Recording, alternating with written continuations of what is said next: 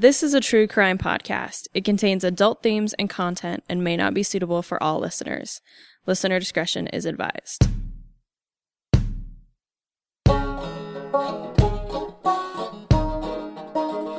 He said, "You know what this is?" I said, "Yeah, it's a razor blade." He said, "I got you at my mercy, don't you?" And here, they were guards and I was a convict. And that's the way it was. You knew where you were. He says, "I wish you would just learn to behave like ladies." And he said, "If you draw any blood, I'll kill every man in there." So the man dropped the knife and turned to the other men that were with him that he had set loose out of the various cells and said, "Well, he means it. He'll kill us if we don't give up." So they gave up. You do your own number, you do your own time. If you hear something, you keep it within yourself. If you see something, you're blind to it. I don't care if it's a killing, whatever. You just don't see it. All right, welcome, ladies and gentlemen, to Behind Gray Walls, a podcast about the old Idaho State Penitentiary and the men and women who were incarcerated there. My name is Anthony. And my name is Skye. We've never done an intro like that before. Yeah, I know. Shaking it up, season 3. Try that. Shake it up, season 3. Well, how's it going, Skye? It's good. I just am plugging away with school. I do want to apologize if I sound a little bit different today. I am sick, just hopefully getting over a cold flu sort of thing. So if I sound a little different, sniffling a little bit more, that's why. But other than that, things are good. How about you, Anthony? Oh, not too bad. Just, I'm feeling pretty healthy. I just got out of a cold shower. Yeah, I'm good. We just had Valentine's Day at the old pen, romancing the pen, so thank you all for coming to that. I know this is coming out about a month and a half later, but... Still, thank you. We appreciate it. Well, should we get started? I think you are first this week. Yeah, and I wanted to harken back to 100 years ago when Prohibition began in 1920. So I thought, why not study some Prohibition inmate? Yeah. And this is the year of suffrage as well. Yes. So why don't we talk about women's groups? So I chose a man that you'll see his connection with both things, Prohibition and the women's groups in Idaho. Okay. His name? Henry Tilden Poynter, number 3126 and number 6524. So my sources today are the Idaho Daily Statesman, Library of Congress, Chronicling America, inmate files from the Idaho State Archives, an article on the Idaho State University website, Division of Health Services, named after Pocatello's iconic Kasiska family, reports of cases argued and determined in the Supreme Court of the State of Idaho, Volume 34, Idaho Women in History by Betty Penson Ward, and it's the volume 2 of that book, which is so good, and I need to send you a copy of it. A VinePair.com article titled, Were Bootleggers Released When Prohibition Ended? So I had a little bit of a dilemma studying this guy, and you'll see at the end of the episode why. I almost didn't want to tell his story, but I think it's so... It's just such a big part of the 1920s.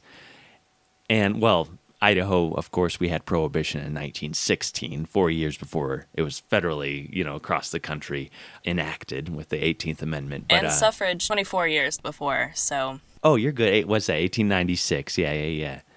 So, Henry Tilden, I'm just going to go right into his story, and I don't know, you'll have to tell me what you think about the end of his story, because it really kind of bummed me out, because it was such a fascinating thing until I found out his second crime. So, he is born in Edmonton, Kentucky on October 21st, 1876. And, of course, Kentucky is a state known for bourbon, moonshine, coal, bluegrass music, and fried chicken.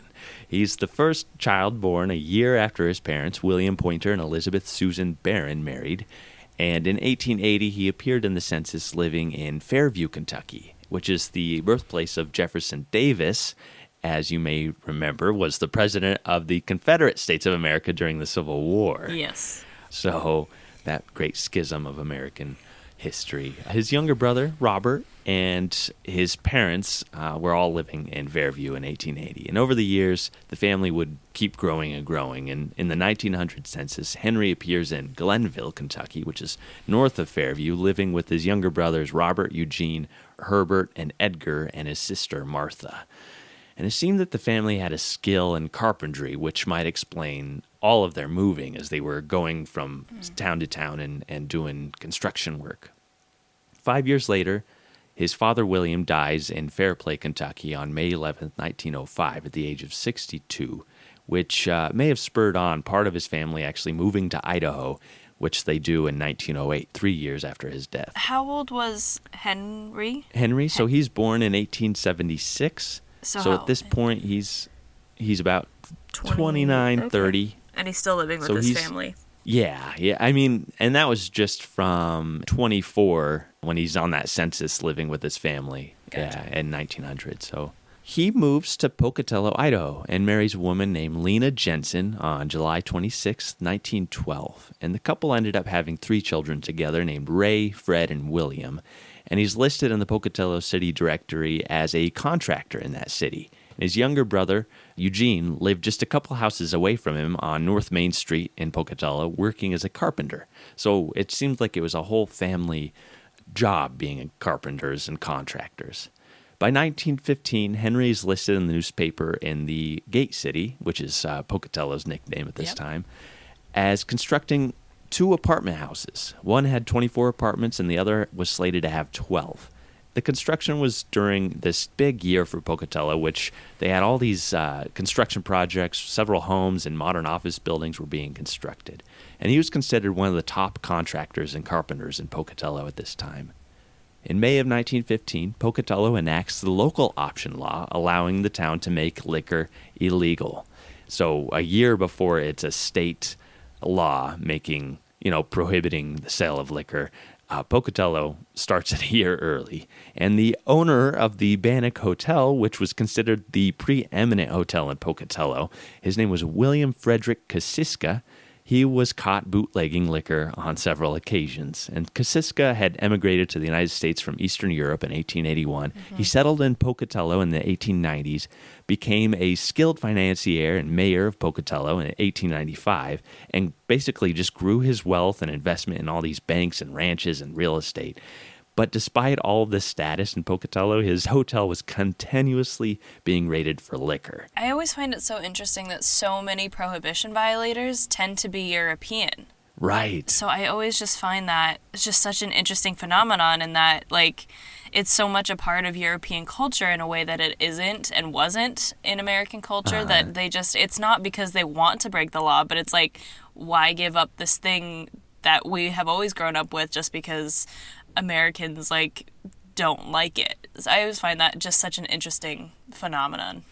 I mean, this story, it's not directly connected to Henry, but this is happening in Pocatello, and it's a huge story. And, Henry may have bumped shoulders with him. He may have helped with construction projects and things like that with Kosiska. So that's why I'm I have to tell this guy's story. Sure.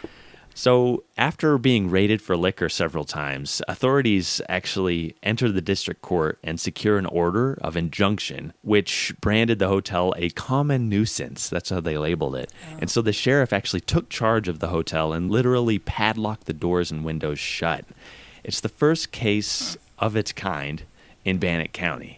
And in the Wallace Minor newspaper, we get a sense of what it was like when this law was enacted. It said, a citizen must not even permit his breath to smell of chewing gum flavor. $5,000 bail bond for Kosiska and $8,000 for Dick Jones, who was alleged to have served the fermented grape juice.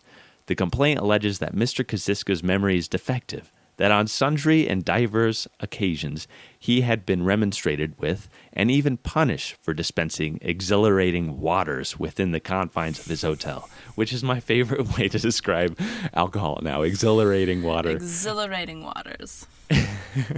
That notwithstanding the repeated warnings and legal flagellations, he would not desist and confine his liquor service to the Pocatello Waterworks or the product of the grand ruminant, the cow. So he's supposed to be dumping all of his booze, but he has not done that, and so sure enough, he's going to get busted. Why don't our newspapers still use language like that? I think reading the news is, as depressing as it tends to be these days, would be a lot more exciting if they wrote like that. Yeah, a little bit more entertaining. Yeah, it's true. Yeah, it's kind of tongue-in-cheek, and yeah. I think because they didn't have like the Daily Show and Right. comedy, they got to kind of fulfill that. And now it's like we've got to be very serious and we can't offend anybody. Fair enough. Fair enough. It's so crazy. This is 1915. Sheriffs go in and they padlock and take control of his hotel, which is the biggest hotel, the most prominent one in our gateway city, Pocatello, right? So it's just wild that this could happen.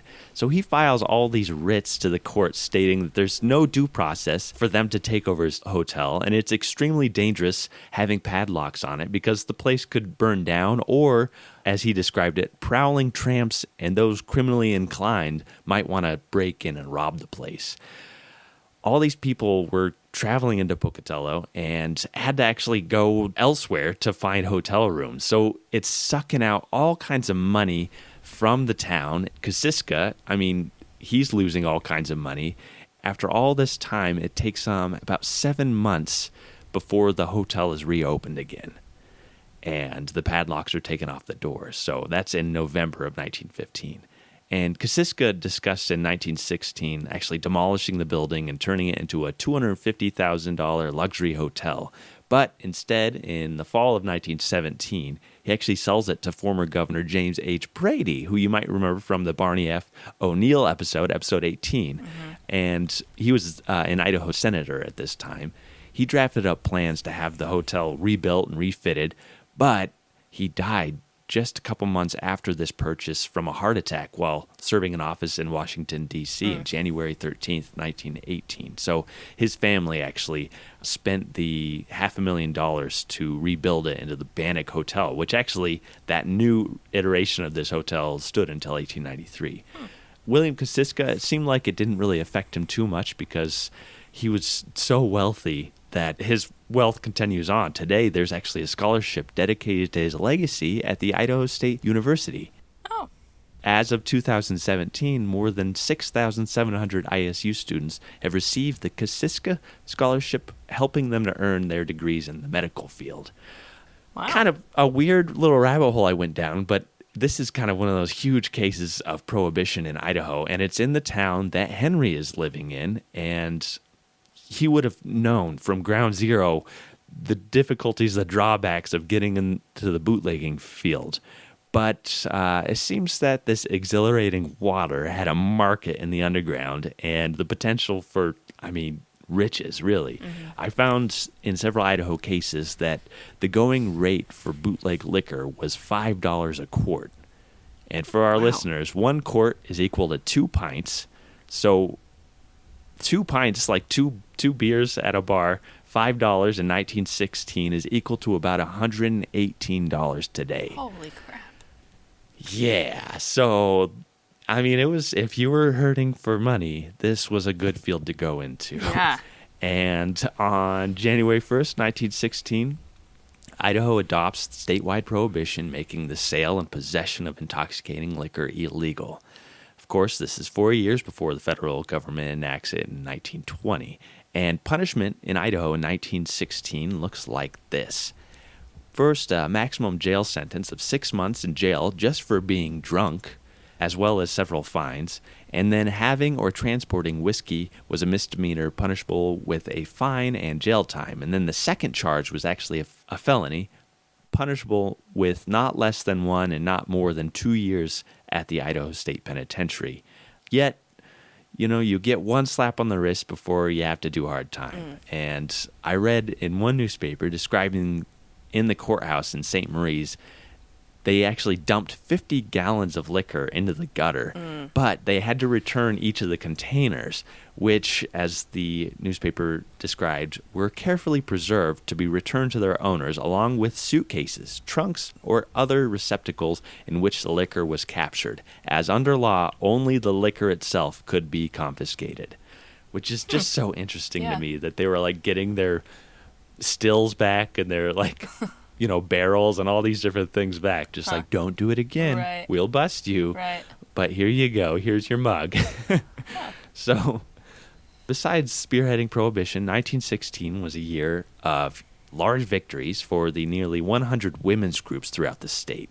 The Council for Women Voters urged the judges of Ada County to impanel women for jury service, and they started doing that by the end of the year. And reading rooms, like Skye mentioned on a previous episode, they popped up in cities throughout the state. Night classes were being held by the Inter-Church Council of Women and the Burbank Federation to teach newly arrived women immigrants English in the evenings, which is really cool. Parks and cemeteries were being improved throughout the state, and society in general was being improved from the role women were playing within these clubs. Opinions of the upper echelon of society was being shaped with the help of these organizations, and you'll see in Henry's case in just a moment. In 1917, the first woman ran for Boise City Council named Miss Costin, and she held several rallies which were popular, and she spoke in the city on several occasions, and when she was asked what she could do on city council, she said she could tell in fewer words what she could not do, as it would take her some time to tell what she could do. This idea of whether women could do anything outside of the home dated back to the primitive times when the man did the fighting and the women remained in the hut to prepare such food as would give him strength to do more fighting. With the entire change in social conditions since that time has come a change in employment.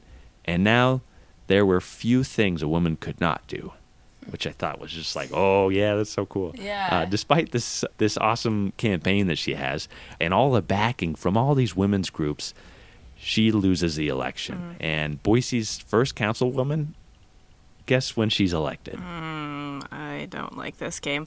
I'm going to say probably not until the 1970s. Oh, actually, it's sooner than that. Oh. 1953. That actually is surprising to me. Right? I know. That's what I thought, too. Her name was Miss C.W. Hedinger.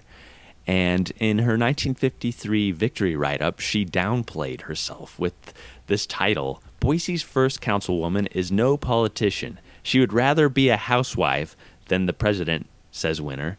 And this story follows talking about her family and her love of cooking and being a mother and a wife and her extensive time working with civic clubs as the president of the Columbian Club, the president of the Women's Council of the First Christian Church, the vice director of the National Association of Parliamentarians, a member of the Order of the Eastern Stars, Iris Temples, Daughters of the Nile, and the YWCA. And so she's basically oh, I prefer to be a mother and all this stuff, even though she's been the head of all these different clubs for all these years. And just to even add to it, they included recipes at the bottom of this for her favorite dishes that she makes for parties and things, for date pudding. Well, and I guess it's so telling. Yeah, and that's the thing, though, is even though that it's surprising that it happens in the 50s, because it's such a novel thing, and in the 1950s, women are supposed to stay home, it's such a delicate balancing act that this media is trying to do of being like, wow, isn't this cool that this woman is being, she's on the city council, but she's also not letting that interfere with her wifely duties. Right. Yeah. Yeah, they asked her, what are you going to do? And she said, I have to go slow in order to prove a woman can do a council man's job. Yeah. Yeah, it's fascinating because... It's also fascinating at this time that since really women have sort of tried to break into these areas that have been reserved exclusively for so long for men, that sort of the typical idea that sort of pervades breaking these sort of glass ceilings, as it were, is that, women have to do everything perfect or else they're going to be, everyone's going to point to that and say, see, women shouldn't be in that. So it's tough, and I admire her guts to throw her hat in the ring in the 1950s and to win. Right, yeah. So fascinating. Yeah, I hope we get to talk more about some of these things future episodes, especially this year. Mm-hmm. These women's groups were very, very influential, and being the target of one of these clubs could cost somebody's reputation, and in Henry's case, it would cost him his freedom. So his trouble begins in January 1917 when he boards a train heading south at Gibson Station between Pocatello and Blackfoot, it's just north of Fort Hall Indian Reservation. And the police realized that most bootleg whiskey was traveling via train in suitcases. And most of these suitcases were extremely heavy. So bootleggers, they would get busted as they strained to carry their luggage from the train. And officers would just wait at the stations and see who is having a difficult time swinging their luggage around. Right. And the newspaper actually states that the Pocatello sheriff has the nose for news. He suspected that somebody would get off the train going south at Gibson Station the other day and went up with his deputies to meet the chance arrival. H.T. Poynter disembarked at said station with a supply of whiskey amounting to 15 cases, met the sheriff at Ross Fork, and immediately lost possession of the treasure. And Ross Fork is just east of Fort Hall. And I found in another article that 15 cases of whiskey amounted to about $720. Oh. Any guesses on how much that is today? This is one of my favorite games. $720 in 1917. I'm going to guess that is $2,000? $14,500. Dang it. I was nowhere near. Oh my gosh. That is a lot of money. Right? How could you not get into bootlegging back at this time with that's so crazy. Yeah. That's so much money. That is so much money. So in December, he's actually fined $500 and sentenced to serve 6 months in jail. He ends up only serving 37 days before his release. And his luck is not getting any better. He actually had built a 2-car garage at his home at the beginning of February 1917. And on February 17th, 1917, one of the vehicles, because he had 2 cars, they were one of them was in the shop with repairmen all day, and it was returned to the new garage about midnight when the place suddenly caught fire. It burned the whole garage that he had just constructed to the ground and reduced the vehicles to a mass of junk. And it was theorized that a couple of the battery wires may have short-circuited and ignited gasoline in the car. Fortunately for Henry, both cars were insured for $800 and $1,000. So yeah, I'm kind of curious if that maybe was not an accident. Right. But we can never know. Now, Henry seemed unfazed by this unlucky streak of being busted for prohibition crimes and his garage burning down because he went back into the bootlegging business. And on May 18th, 1918, he and 2 other men named W.S. Hobson and Jack Coble were arrested for possession of intoxicating liquor. And they were actually in the process of unloading several cases of whiskey from a car in an alleyway in Pocatello when police happened to turn up and bust them. Now, the 3 appealed their cases to the Idaho Supreme Court, and this was Henry's second arrest for a prohibition crime, which made it a felony. Right. And he claimed that it was a frame-up, and he was merely carrying some Greeks who were taking some booze along. In January 1919, he was charged with being a persistent violator of state prohibition laws and was found guilty after the jury deliberated for 5 hours on his case. He was sentenced to serve from 1 to 2 years in the Iowa State Penitentiary, but immediately filed for an appeal to the Supreme Court again, and they reduced his sentence to 6 months in jail. But by November, Governor D.W. Davis actually reprieved Henry until a meeting of the Board of Pardons could discuss his case on January 5th, 1921. And so he doesn't serve any time for the second charge and is actually, released by a governor writ, which is just crazy. To be pardoned by the governor for something like this. Right. So he's out. He's fine. But as soon as the governor does this, all of these protests begin rolling in against the governor's actions.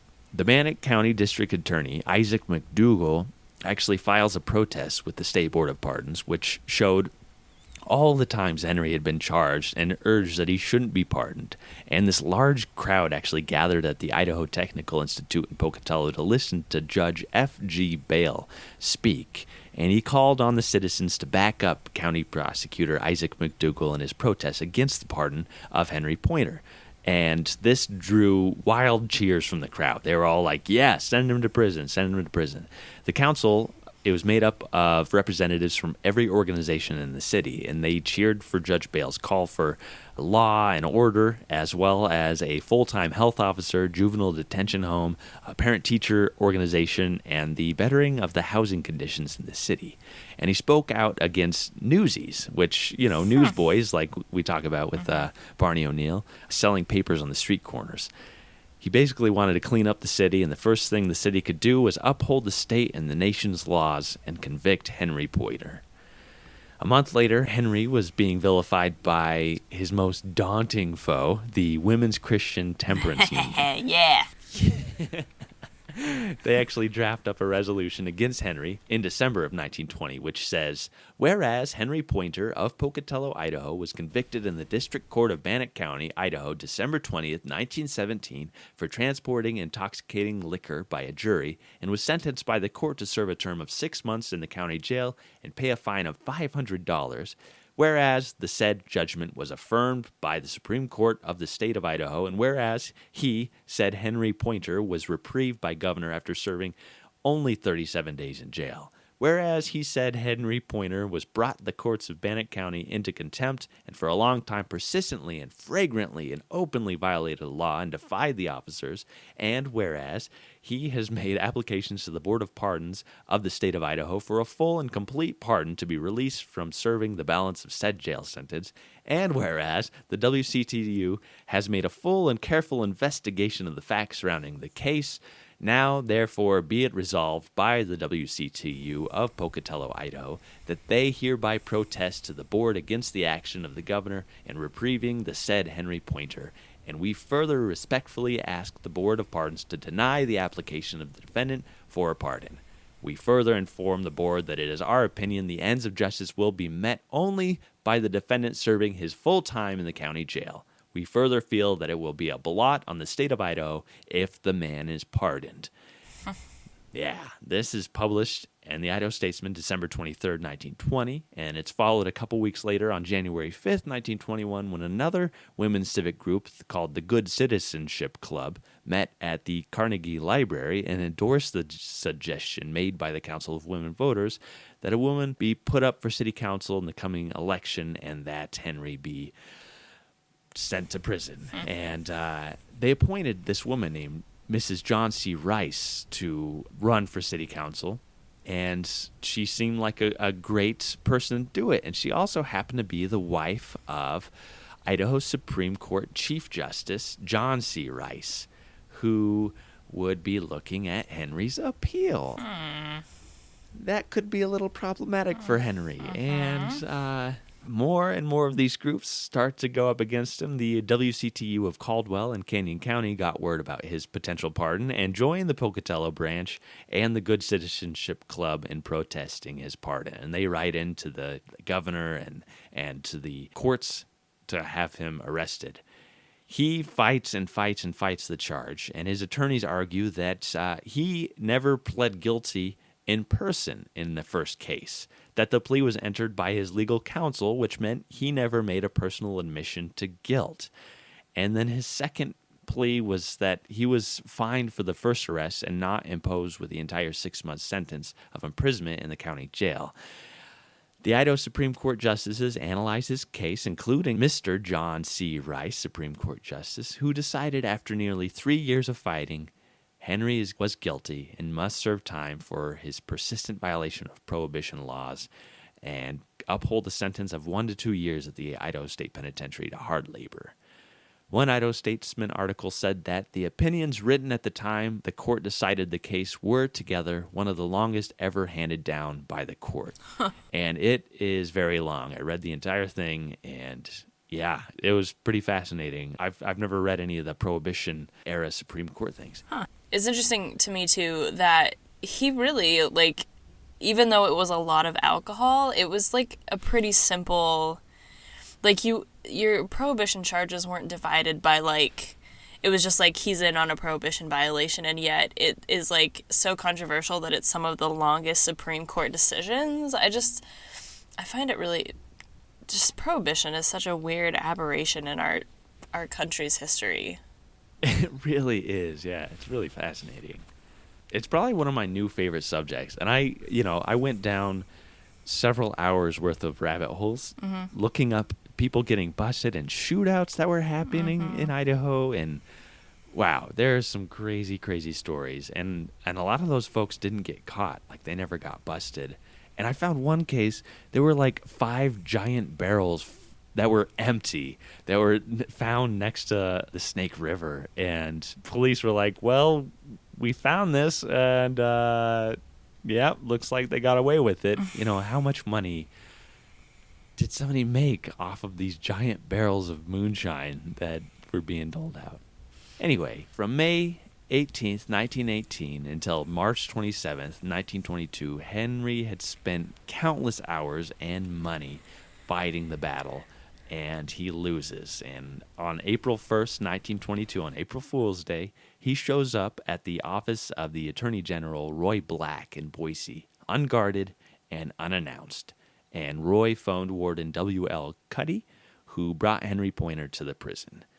Now, his intake information: age 45, height 5 feet 11 and 5/8 inches, so about my height, weight 134 pounds, built tall and slim, hair dark brown, eyes hazel, complexion regular, born in Kentucky on October 21st, 1876, occupation carpenter and contractor, received from Bannock County April 1st, 1922, sentence 1-2, married with 3 children, father died when he was 28, mother still living.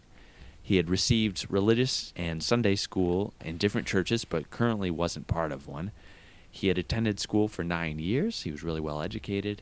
He was a moderate drinker and didn't use tobacco or drugs. His teeth were in good condition, and he came in with $6.30 and a watch.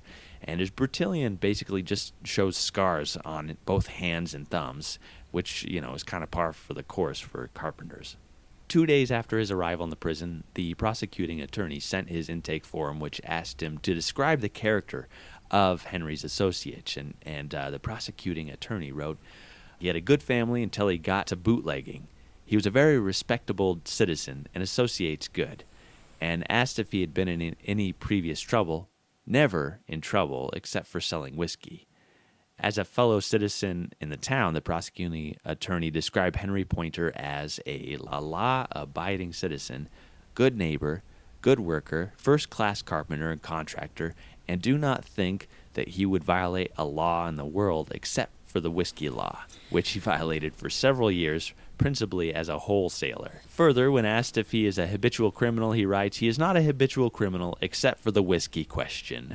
This reminds me of when I did Hannah Folden. Do you remember how they also said about her, like, she's a really good citizen. She has raised her children right. She has been a productive member of society, but she has this liquor issue. And yeah, exactly. that's such a common theme, is that these people aren't bad people, but because we've criminalized their activity, they're now having to join the ranks of these people who aren't productive members of society in some cases, and who aren't raising their families well in some cases. Mm-hmm. Yeah, that's interesting, because it seems like even the Supreme Court, there was one justice that took Henry's side, and Prohibition was not popular. I don't think we had like just over 40 men who were served sentences at the Idaho State Penitentiary for prohibition crimes, for persistent violation of prohibition. And that's not many people. For all the stories that I've dug up on people who are breaking prohibition laws, like, I don't think it was a popular thing to convict. And I think Henry would have gotten off if it hadn't been for the women's organizations that went against him, because they wanted to improve society. And that was the whole idea of prohibition in the first place, was, all these men, particularly in most cases, are squandering the family's money on booze. And it's causing all this lawlessness. And if we just get rid of that, society will be a utopia. It'll be great. We'll all think straight. And obviously, it didn't work out. Right. And crime became a huge issue. And yeah. So when Henry arrives at the prison, It's the 1920s. Harry Orchard is teaching other inmates how to make shoes. Patrick Murphy is writing books and making hobby crafts in the yard.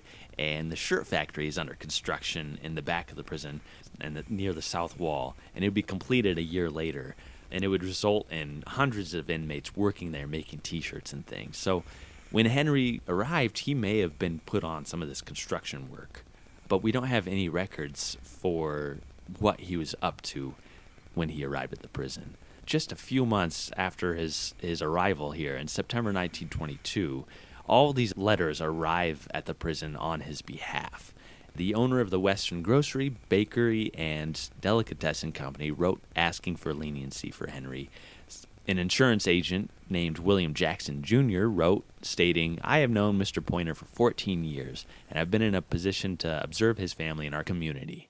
I'm convinced that he is not of his own natural tendencies a lawbreaker, but rather has been the victim of conditions which have heretofore existed in our community. It appears the condition which I believe led to his violation of the law are very largely eliminated, and I believe that the state and the community would be benefited if this man might be pardoned.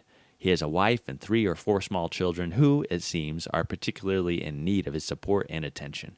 I feel that the punishment meted thus far has been sufficient, and I have always had hopes that if he were shown some especial consideration, he would prove to be a valuable citizen." So I thought this was a fascinating letter because it talks about the conditions which I believe led to his violation of the law are very largely eliminated. And I believe that the state and the community, what are these conditions? Was there a bootlegging ring that he was a part of? Was there something going on in Pocatello? And I imagine with its connection with the railroad and everything else and being the gateway city, I'm kind of curious if there was kind of a underground bootlegging operation that he was unfortunately the one who got busted for it. There's more to that story, and I just could not find it. There were so many people who were busted in Bannock County, and it's because of the prominence of the railroad station and everything there.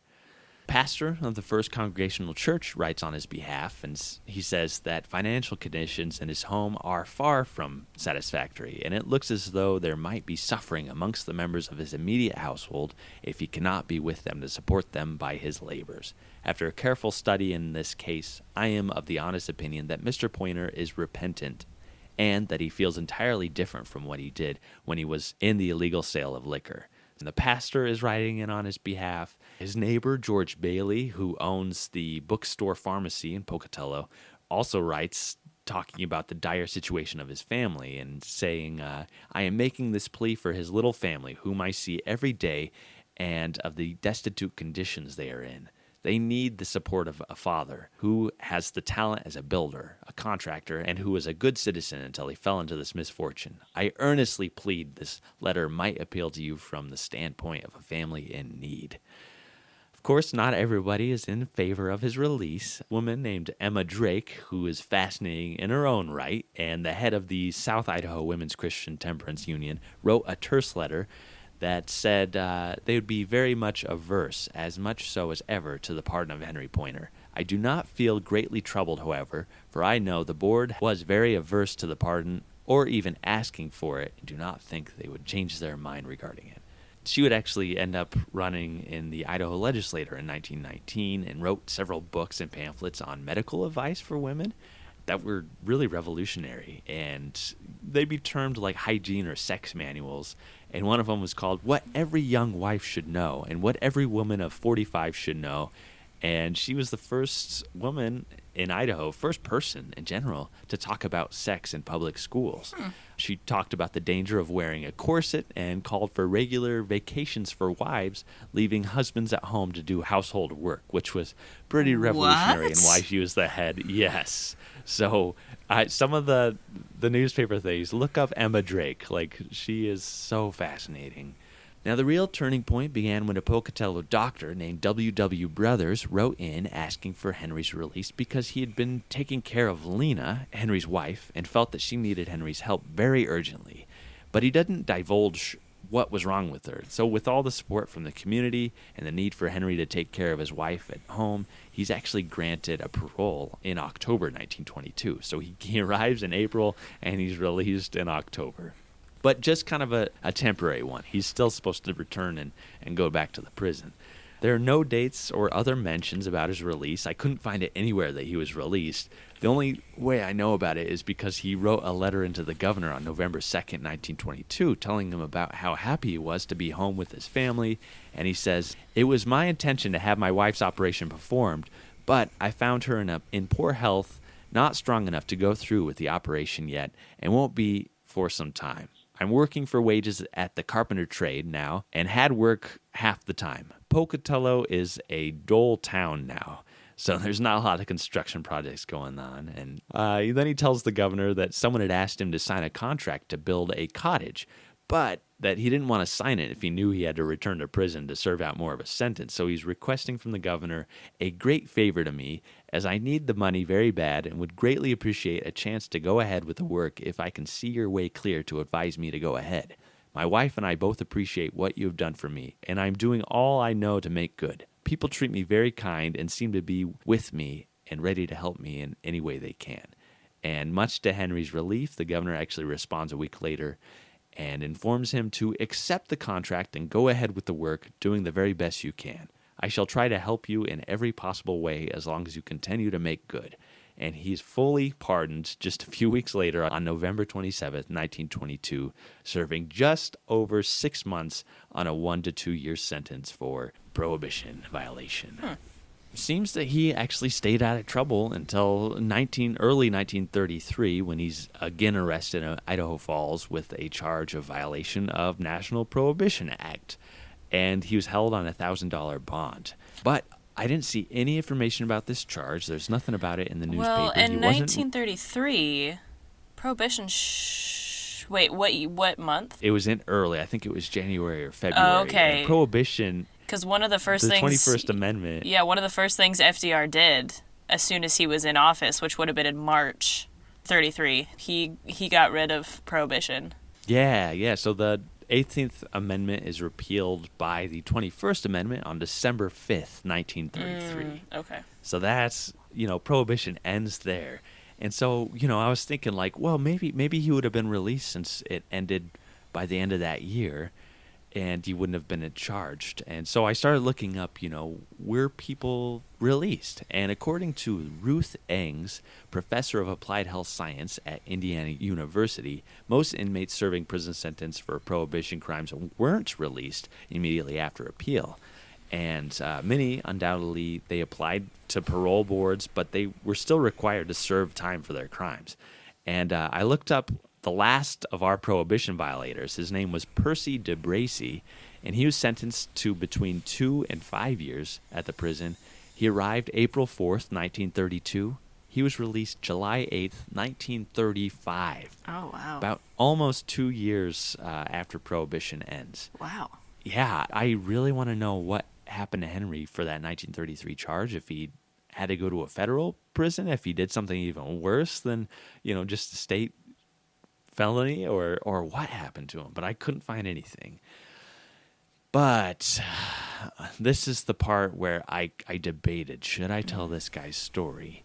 He would eventually return to the prison for the infamous crime against nature at the age of 66 after police kicked down his door and caught him assaulting a young girl in 1942. So, yeah, I don't want to divulge this. Okay. I mean, this crime has a lifetime of harm. Yeah. It did a lifetime of harm to this girl, and he tried to blame the whole situation on his state of mind because he was taking morphine for rheumatism and he was having all these psychological issues. He's sentenced to serve 5 to 15 years at the state penitentiary, and he arrived May 14th, 1942, and he's pardoned in a very unhealthy state April 11th, 1944. So just about 2 years. And he actually suffers from a cerebrovascular accident in May of 1946. And he dies 4 days later on May 19th, 1946. And, cerebrovascular accident, that's just the medical term for a stroke. Right. Yeah, that's Henry Poynter and his battle against the hundreds and hundreds of women's clubs across the state of Idaho. I just found it so fascinating. It's just kind of the convergence of, women's laws and prohibition laws. Right. And I just thought it was so fascinating. Yeah. And I wish, his sex crime is just bothers me. But Yeah, well. So there's an interesting book that I read last semester. It's called The War on Alcohol by Lisa McGurr. There's a part in there where she sort of talks about how Prohibition was the turning point of the modern penal state, that and I don't think in Idaho it happened quite as frequently, but in larger places, that so many people would get arrested for Prohibition violations that they had to start implementing more things like probation and, like lessening sentences, and parole had to start being used a lot more. And so that sort of developed into the modern penal state that we know today.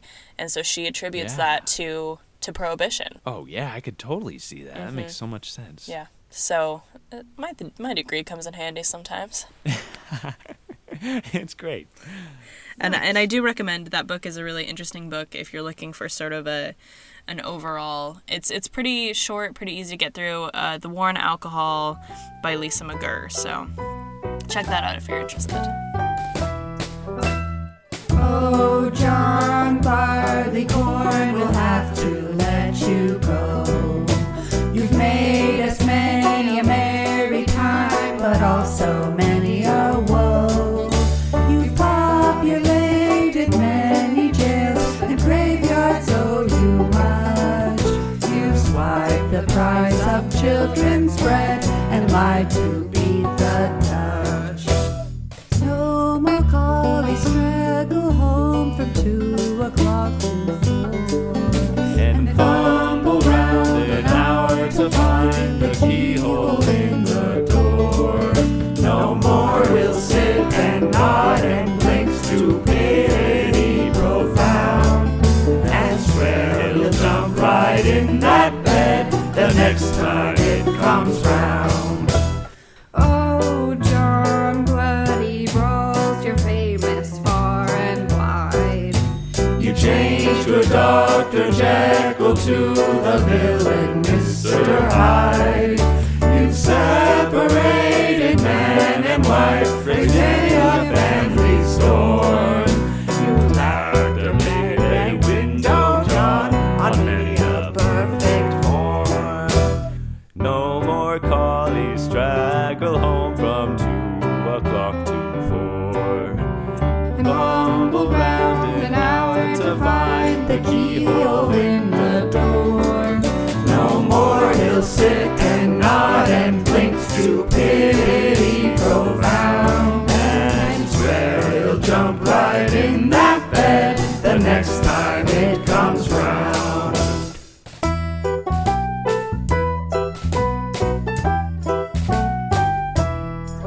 Thank you, Simon Clifford, Zoe Ann, and my wife Rebecca for helping me to recreate this Prohibition song by the composer John Stark, published in 1919. You may have guessed that we're not professional singers, but we had fun recreating this little track and may have had a little help from John Barleycorn himself in its recreation. Cool. Yeah. All right, Skye. Cool. Woo. Well, who are you talking about today? So today, I am talking about number 11861, Sarah Sue Roach. She is in for a pretty interesting crime. She is in for procurement of prostitution. Thankfully, there aren't too many details about sort of what that means, and I'll get a little bit more into her crime here, obviously, in a little bit. So sources, her inmate file from the state archives, some Idaho Daily Statesman articles, Ancestry.com. I get a lot of information from Ancestry.com, so I'm always so grateful for that resource. CashtoCounty.org, and a little bit of Wikipedia, like normal. So, Sarah Sue Roach was born Sarah Sue Agnes Creech in Troy, Missouri on May 22nd, 1910, to Lewis and Lily Creech. Both of them were born in Missouri. There are other marriage records that sort of state her year of birth variably as 1911 and 1914, but her death records state 1910. So I'm pretty sure 1910 is the year that she was born. She was the third oldest of 10 kids. She had an older brother, Dewey, and an older sister, Nellie, and then 7 kids younger than her. So the family's really large. Her father works as a farmer, and by 1920, the family was living in Oklahoma. And so they probably were all working on the farm, and I mean, I don't think all 10 kids had been born by 1920, but still a pretty large family. Yeah. So the 1930 census doesn't have her in the family home any longer. So this is where I really struggled to figure out where she had gone after this 1930 census. So according to her inmate file, she claims that the name of her first husband was Roach, and that's why she uses it. But I just scoured Ancestry.com, and I could not find any records of Sarah Sue Creech ever becoming Sarah Sue Roach. It could have been a common law marriage, in which case it wouldn't have been in the records, but I really... nowhere in my research could I find any man with the last name Roach. Instead, as I was trying to figure out where in the world she would have gone, there is on the first part, basically the outside of the file of that manila, or the outside of that, basically that file folder, they have, the aliases, and there was another alias that the name was Sarah Sue Dollahite. And so I was like, well, let me see what's up here. And there is a Sarah Dollahite who's living in Riverside, California in 1930. This Sarah was married to a man named Earl Dollahite, and they had a 2-year-old daughter named June Earline. And so here's why I think it's her. So this is all based on what is listed on the census record in 1930. So Sarah Dollahite is born in Missouri in 1910. It lists both of her parents born in Missouri, and it lists her marriage age at 16 years old, which matches the fact that she left her family home before her 20th birthday. And she's living in California. And when she comes into the prison, she says that her daughter lives in California. And so I clicked on her daughter's link on Ancestry.com, because you can click on the name and it'll sort of, pull you up to other records. And so there's a recommended record in Nevada. It's a marriage record for a woman named June E. Schultz. And so in Sarah Sue's inmate file, on the document that lists letters received and sent, she received letters from a woman named June E. Schultz, and when asked to describe her relationship with Schultz, Sarah wrote, parent. So, in 1930, I'm so certain that Sarah married Earl Dollahite, and so she married when she was 16 years old. They moved to Riverside, California, and in 1928, they had a daughter named June Earline. So that was kind of a fun that just to give you sort of my thought process of how trying to figure out where in the world she disappeared to. So unless she married someone named Roach before that, but getting married at 16 is pretty young to then divorce and get married again. So it seems far more likely that this Earl Dollahite is her first husband. Yeah. Oh, sorry, I said they were married in Missouri, but they were actually married in Arkansas in 1926. After this 1930 census, we lose track of her until 1950. And in 1950, she is in Clark, Washington, applying for a marriage license with a man named Herbert D. Cobble. She's applying for the license under the name Sarah S. Walker. This is another thing that I couldn't figure out. She uses this name Walker quite a bit. I don't know if it's another husband. I couldn't find any record of a Walker husband connected to her. Sarah Walker obviously is going to be a near impossible name to trace. Right. So I don't know how she got that last name Walker, but it is a name that she uses pretty frequently. I don't know why she isn't married to Earl Dollahite. My guess, based on her future track record, is it's probably because of a divorce, but I don't know if he died or because there weren't any records that popped up when I clicked on his name or searched his name. So in 1950, she marries Herbert D. Cobble. Then in 1952, she marries Gene H. Downey in Vancouver, Washington, but they had been living in Tillamook, Oregon. So within 2 years, she was divorced from Cobble. She marries Gene Downey, and this also ends in divorce because in 1962, she marries Orville Oscar Jett in Burley, Idaho. This marriage also ends in divorce, not sure of the year, but I do know that the couple live in Burley, and in Burley, Sarah Sue and presumably Orville, they own a bar and grill called Sarah Sue's on Main Street. I don't know where on Main Street it was located. I tried to figure that out, but there weren't any records I could find of that. So this is actually one of my favorite tidbits of like any of the women that I've researched. On October 9th, 1963, an Idaho Daily Statesman clipping, announced that Mrs. Sarah Sue Walker announced for a candidacy in the Burley Mayoral race. Yeah. You may be like asking the question, why? And what was her platform? Well, your guess is as good as mine, because I never could find any reason why she decided to run, what her platform was, but she decided to run in a mayoral race with, it actually was a record number of mayoral candidates for Burley at the time. There were 5 people running. And so on November 7th, the winner is announced. A man named Mac Crouch beat the incumbent mayor J. Leonard Salmon with 685 votes to 459. Sarah won 22 votes. She won about 1% of all the votes cast.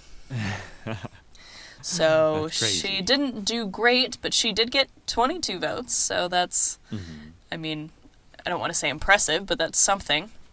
So I just really am not sure why she got involved in this mayoral race. I'm not sure how her business was doing. I'm not sure how she got into basically what she's charged with. I'm assuming that the business may not have been going well, because above Sarah Sue's, she may or may not have had a house of prostitution.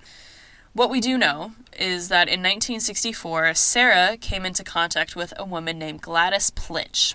Gladys was born on October 16, 1933 in San Francisco, California to Edward and Gladys Plitch. In December 1956, she supposedly married a man named Jesse Jones in Butte, Montana. So these records were sort of fuzzy. Around 1957, she may have married a man named Joe Polya and had a son named Joseph Polya, but there wasn't any official marriage record. The only reason that I know about her son is because he listed both of his parents when he got married in Montana. And so we know that she had a son with a man named Joe Polya. Whether they were married or not, I'm not sure. In March 1961, she married a man named Edward Mark Harris in Boise. And presumably the marriage with Harris didn't go well because she ends up in Burley, working above Sarah Sue's for Sarah in 1964. So let's leave them there for just a minute, and we're going to talk a little bit about Burley. I think I've talked about this a little bit before, but here's a little bit of a deeper dive into Burley. So, of course, the area was home to Native Americans, and actually it was home to Paleo Indians about 15,000 to 16,000 years ago, which I was thinking about this the other day. My brain can't even comprehend 15,000 years ago. Right? Like, yeah. I can't even fathom it to me. But that's really neat. And then in more recent history, Shoshone-Bannock Native Americans occupied the land. The first white settler in the Burley area was a man named Charles Gamble. He was a 22-year-old from Maryland, where he settled with some cowboy associates in 1866. Earlier in the 1860s, thousands of pioneers had passed through the area on the Oregon and California trails. Around 1901-1902, a passenger agent for the Oregon Shortline Railroad Company named David E. Burley traveled through the area, and he kept traveling through, and so he sort of became familiar with the area and its ability to grow sugar beets. And when 6 other men, and one of them was I.B. Perrin, he began platting a town on the south bank of the Snake River in 1905, they named it Burley. I think because of David E. Burley's skill in an understanding of what that land could do. And so the town was incorporated on July 9th, 1909. At this time, when Burley was incorporated, citizens actually wanted to move the county seat of Cassia County from Albion, Idaho, to Burley. They said, we are really determined to move this, and everyone said, okay, well, good luck. And they didn't succeed in moving this county seat until 1918. So it took them 9 years to get that county seat moved to Burley. Most of Burley is in Cassia County, and that's including the county courthouse, which was built in 1939, and if I remember correctly, is on the National Register for Historic Places.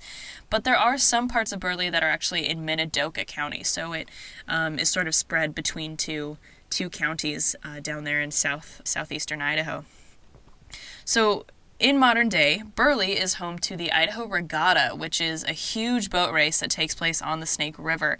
And so the 45th annual Idaho Regatta is going to be June 25th through June 28th, 2020. Lots, obviously, the main big boat race, but there's also a boat parade, there's qualifying races, and there's even a swim break. So if you are interested in boat races and getting out to Burley in the summer, feel free to go check out the Idaho Regatta. Burley is also home to the Spudman Triathlon. This is a very serious triathlon, but they've held it for several years, and it's always on the last Saturday in July. So this year the triathlon is on July 25th, and registration is now open if you are interested in that. I saw one of the rules on the website was that you can't wear headphones, and that's how I know that this is a serious race. So I don't know if it's used as qualifying for other big triathlons or what the deal is there. But so if you're interested in triathlons, feel free to check out the Spudman Triathlon in Burley, Idaho. So the population of Burley in 2010 was about 10,345, and the 2018 estimate is 10,525. So not a lot of growth in the last decade, but kind of remains steady with about 10,000 people out there. All right, so back to Sarah's crime. So between March 6th and March 13th, 1964, Sarah prostituted out Gladys Plitch, who went by the alias Terry Riley.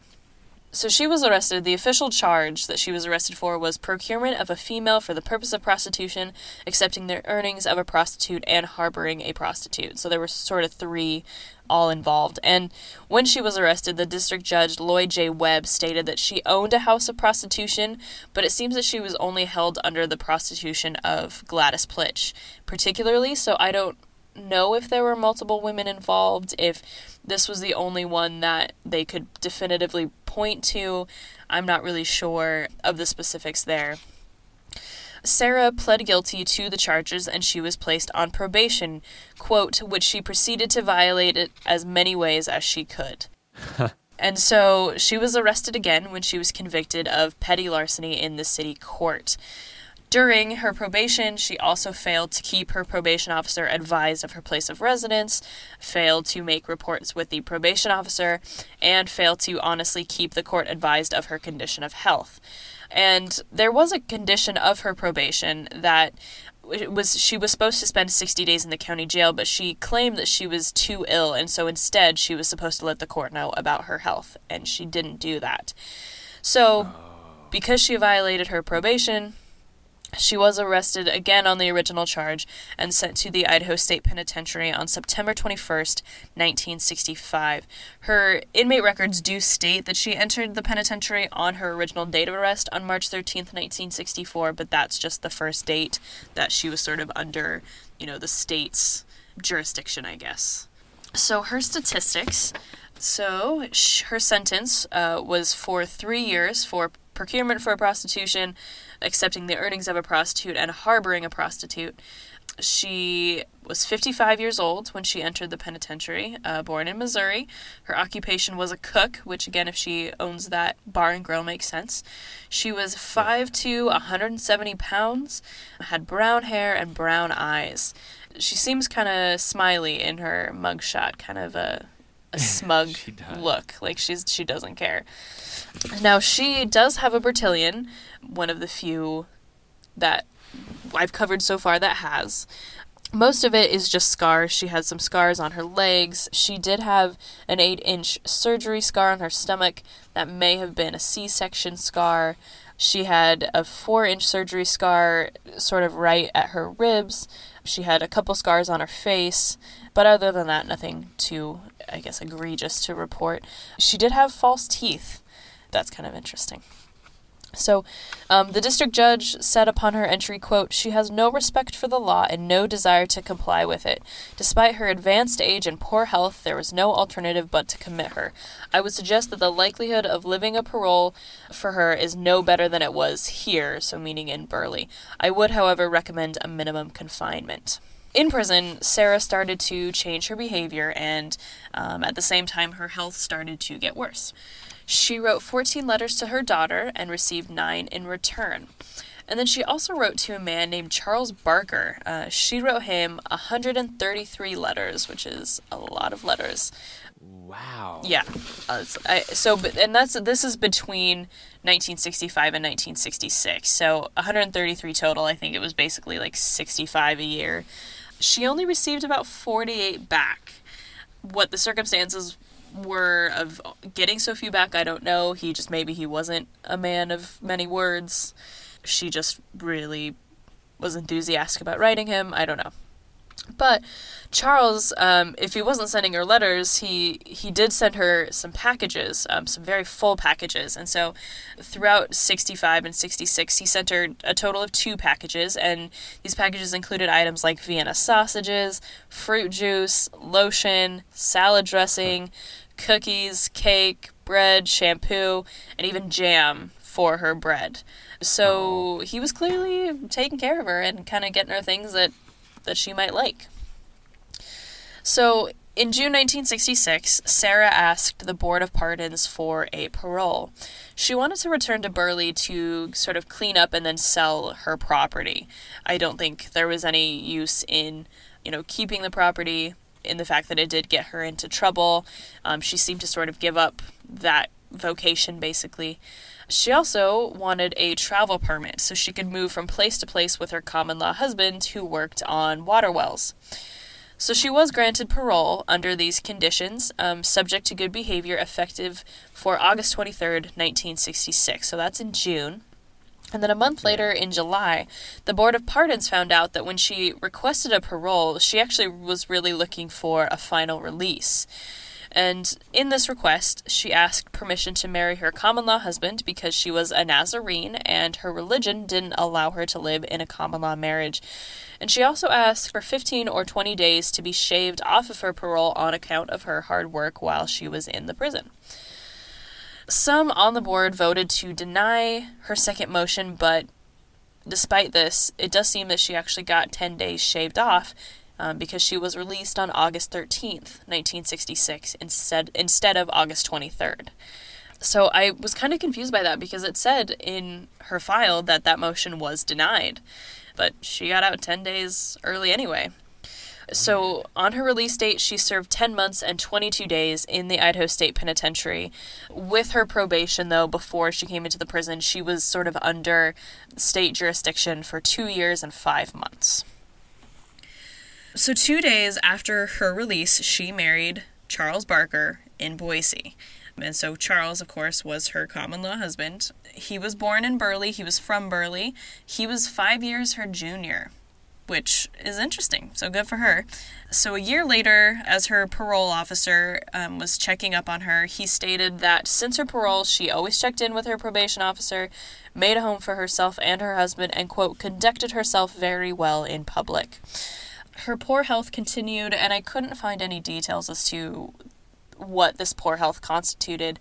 She was in her 50s and getting older. Her parole officer believed that this, quote, restricted her considerably from any backslide into the type of life she had lived previously. So because her health is sort of deteriorating, she isn't going back into this life of crime, basically. So after this report, she is granted a final discharge a year after she was released in August 1967. Between 1966 and 1970, or I guess it would be 1967 and 1970, she and Charles separated.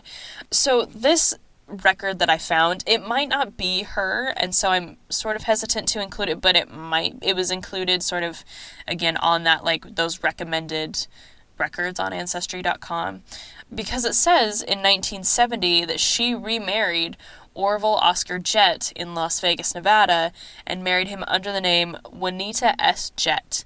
Juanita? Yeah, that's what that's sort of why I'm like, oh, I don't know if it is her. The S could be, Sarah or Sue. Here's why I think it might be her and why she would need to use the name Juanita is because she didn't get officially divorced from Charles Barker until 1972. So if she married Jet again in Las Vegas, you can't use your same name because then you're going to get charged with bigamy. Right. And so if this is her, and it might not be her, she may have just, her and Charles may have been together until 1972. It's possible that is her. It's also possible it's not. So sort of take that with a grain of salt. The one that we know for sure is her is that divorce record from Charles in 1972. If she did marry Orville, it seems that second marriage didn't last very long, and she actually divorced Charles in Oregon, so she would have returned to Oregon by 72, and then from Oregon she returned to Idaho. Does that all make sense? I think so. Okay. Yeah. So basically she would have married Jet in Vegas. That second marriage wouldn't have lasted. She moved back to Oregon and divorced Charles in Oregon, and then from Oregon went to Idaho by herself. Yeah. Okay. In 1972, there is a record in her inmate file that Sarah was trying to claim workers' compensation for an unnamed injury on an unnamed job. It was a Twin Falls investigative company, and they were asking the prison for her complete medical records while she was incarcerated, I think basically to see, is this injury due to a pre-existing condition, or is it, truly like a workman's comp sort of issue. So we don't hear anything from her again until 1978, and on November 23rd, 1978, she remarries Eugene Downey, who she had first married in 1952. So 23 years later, she remarries Eugene Downey in San Bernardino, California.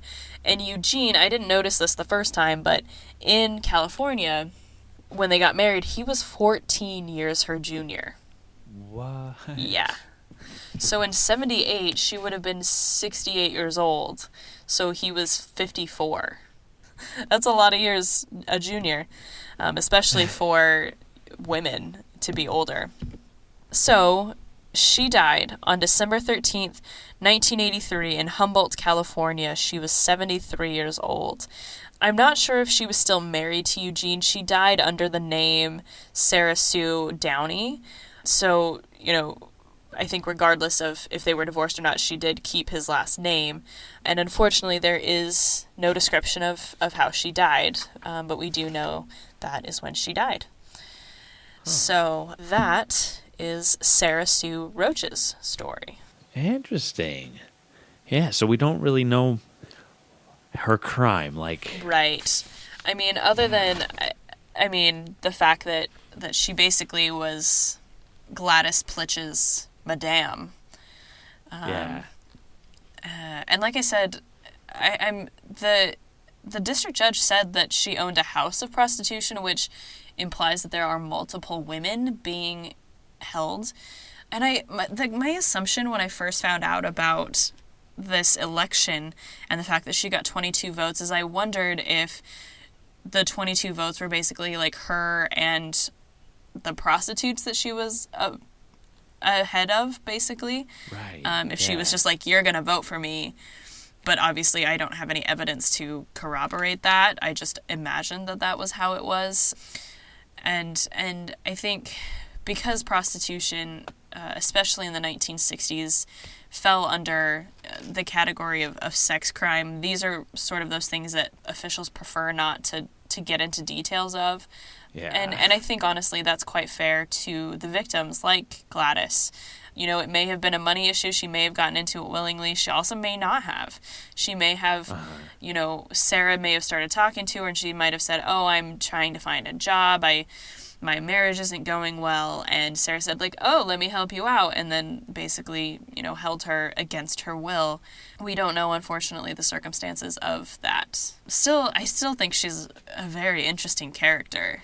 For sure. And I think her mugshot, in a way, sort of paints almost like the whole story. You can see in her face this whole attitude of, I think, basically sort of this idea that she would sort of be a madame of a house of prostitution. She doesn't seem to be overly upset, that she was caught. Yeah.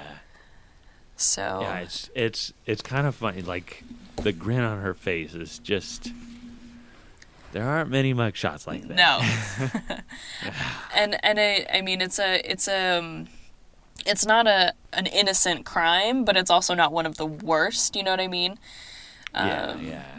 I always feel bad because, again, you always have such good details. Well, it's, that's kind of just telling that, men's files are jam-packed full of details, and journalists wrote more about men's crimes, and that's just, historically we could see that. Right. Women were not regarded as the criminals, that they were just like victims of circumstance in most cases, and their crimes, they have to serve their time, but they won't serve the same amount as the man, and we just don't have that many details. It's pretty interesting. Yeah, I tried to choose some women this season that I know had more details, so I'm hoping that I'll be able to give some more complete stories. I know I am doing Fedora Crawford, and that one is going to be pretty short, but I love her story. But I am trying to find some more details for some of our women this season. So stay tuned for that. I promise it's not just like, we can't find anything on her.